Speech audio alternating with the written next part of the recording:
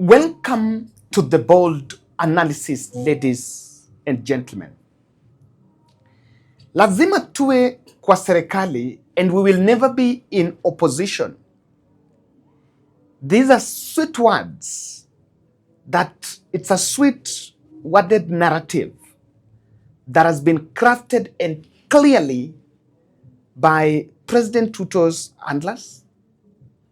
It is being propagated and planted in people's minds by opposition politicians. But I want to tell you, it is the biggest conspiracy of the leaders against the people. I am paying taxes. I've always believed that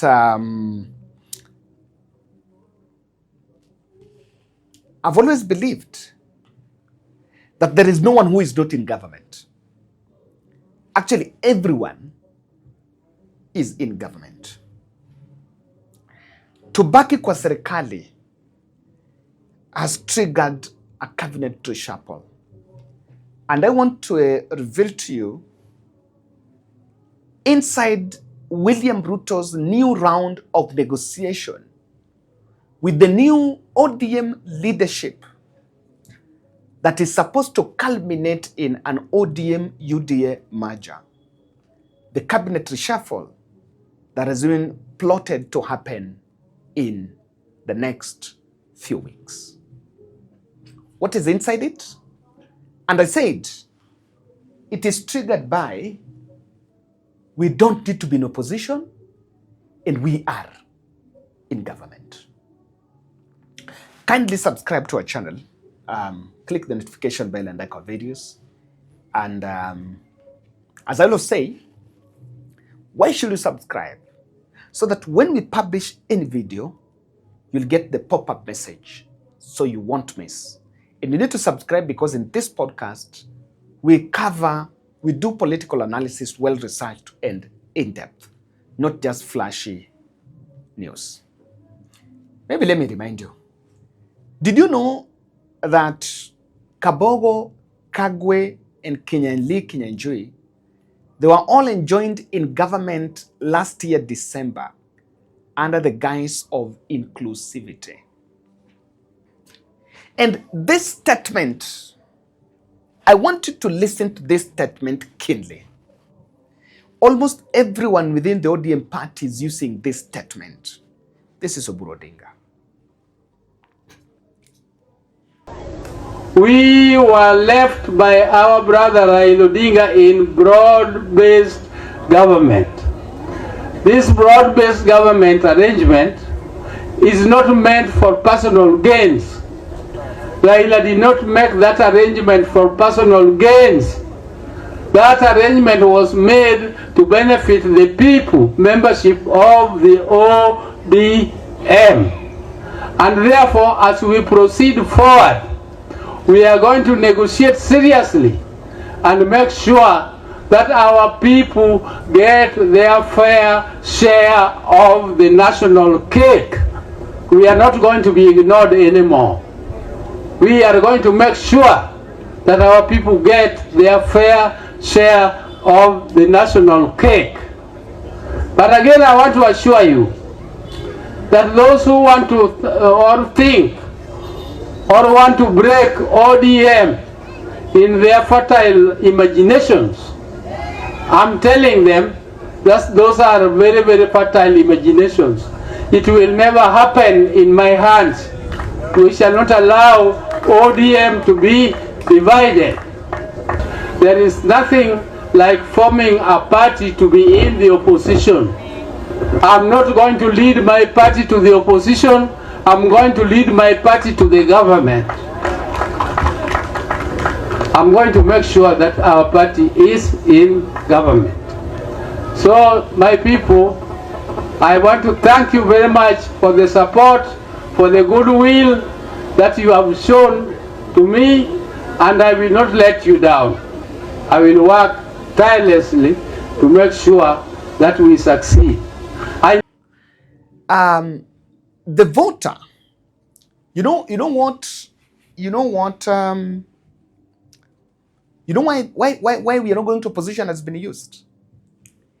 There is, for quite some time, on Raila Odinga's heydays in politics, opposition was associated with protests, killings, deaths, and destruction, and it was demonized. That is why when Winnie Odinga was saying that nation building is destructive, is ugly, and many people don't like it.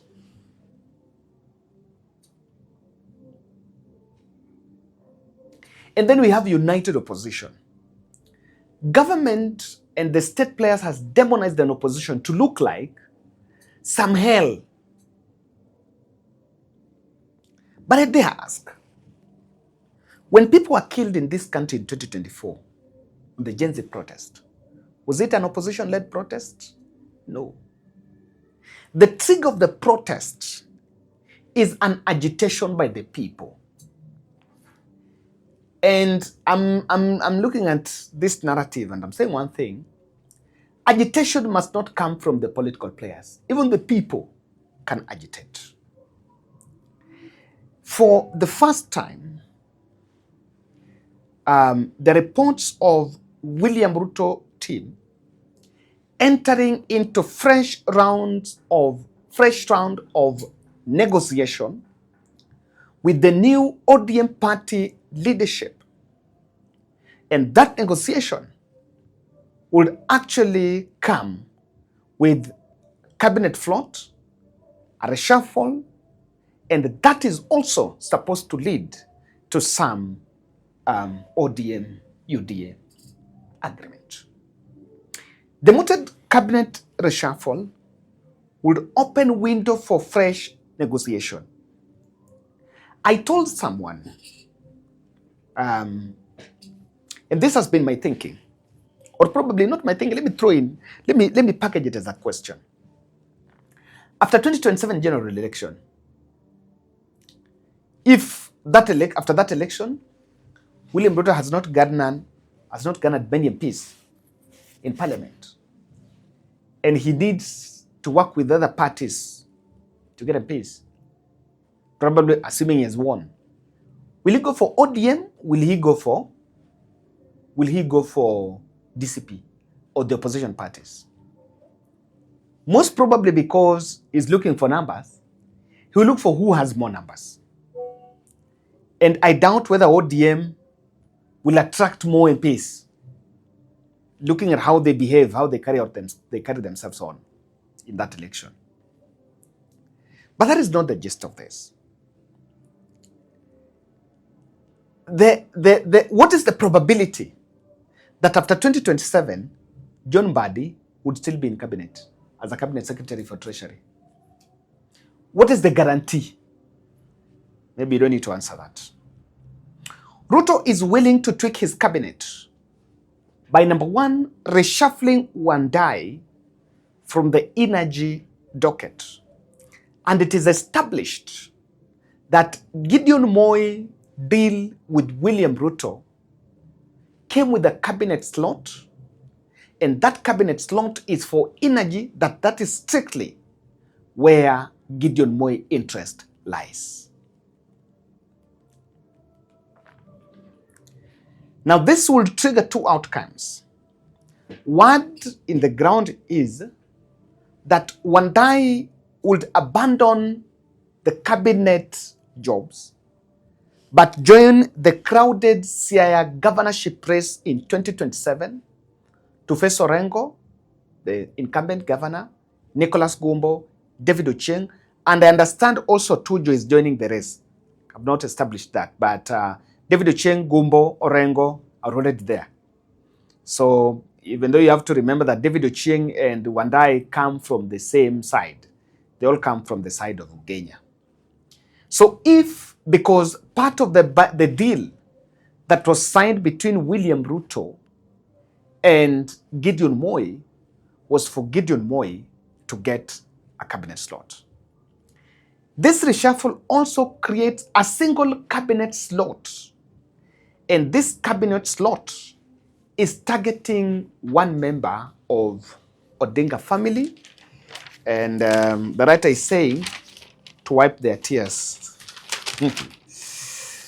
Now, that informs why, the reason why some of the ODM operatives have been warming up to William Ruto. And recently, I got this statement. There's this story of Raila's former spokesperson, why ODM should support Ruto. Odour was Raila's press secretary for longest serving. By the way, there's something, anecdote. If Raila was that bad person that maybe some people want us to believe, how comes amefanya na watu wake for long sana? The security works for more than 15 years. The press secretary has also worked for him for more than 15 years. So what was this in him that made people to get glued around him? This is Dennis Onyango is saying, he's saying, I know this does not please very many people, but I don't believe we have a candidate. There is no candidate in ODM that can do what Raila was able to do. Those 5 or 6 million votes that were constantly with Raila, there is nobody in ODM that can have such numbers. A presidential campaign is a multi-billion project. I don't think there is anybody in ODM now that can say, I have 3 billion on the table for a start and add another 3 billion. ODM has to decide now whether to go with William Ruto or Rigathi Gachagua and start those negotiations. Going alone is not an option.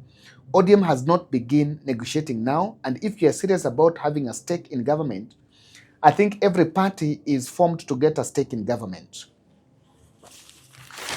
Maybe let's ask, was ODM formed to make a stake in government or to form government?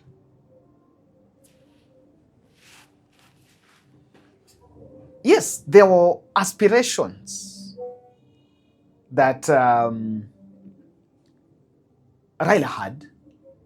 He had a long struggle for the rights of the people, but that would ultimately end in himself presenting his candidature.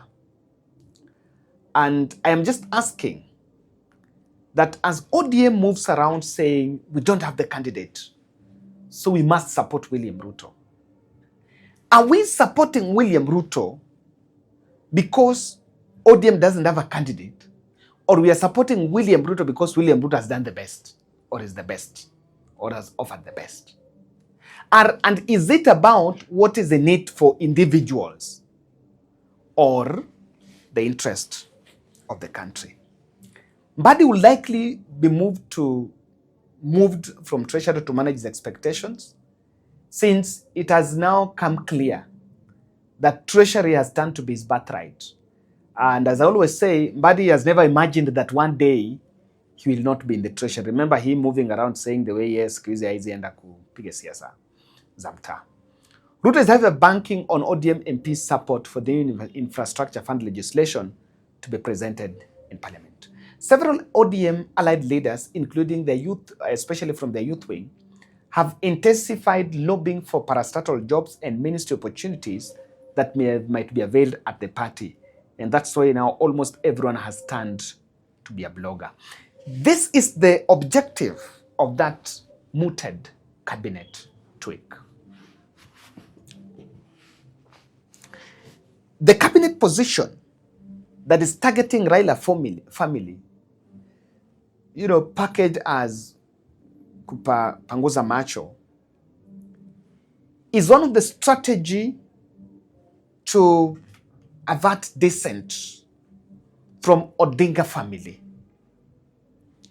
Deep down, when you listen to the speeches from Mama Ida, I don't think it is in her view for ODM to support William Ruto. Probably he is opening up that space to everyone to seek that vote. And it is supposed to avert the dissent. You know, by the mere virtue, you know, by the act of taking cabinet slot, whether it is given to Junior, to Winnie, or to Raila, to Mama Ida or so, it doesn't matter. I saw in Tanzania, Samia Suluhu has given cabinet slot to the daughter and the husband of the son-in-law and mtoto wa former politician. That dissent, already there is a split within Raila family, and William Ruto will want to go with the majority. That is one of the factors.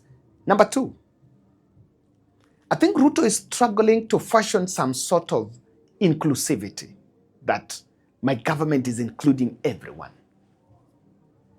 And that is, remember the team as we get to 2026, the team are supposed to be the party leaders, part of the formation of the new party. And the party is to make that I am part of it. The other issue is this.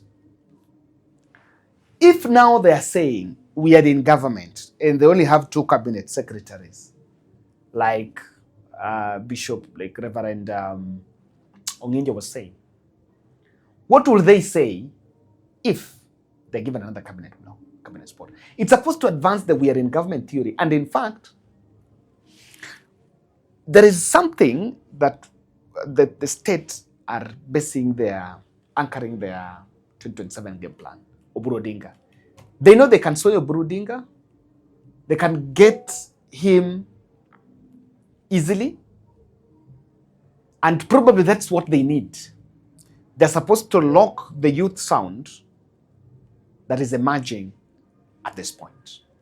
And ladies and gentlemen, I strongly believe that way back, I remember when Uhuru Kenyatta used to reshuffle cabinet. He used to reshuffle after corruption.